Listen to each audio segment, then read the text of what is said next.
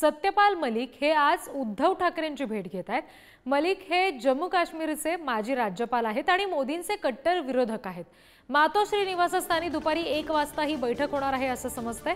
देशातल्या विविध मुद्द्यांवर या बैठकीमध्ये चर्चा केली जाईल असं कळतंय। या सगळ्या संदर्भात आणखी तपशील घेऊयात। प्रतिनिधी पंकज दळवी सध्या आपल्याशी जोडले गेलेले आहेत।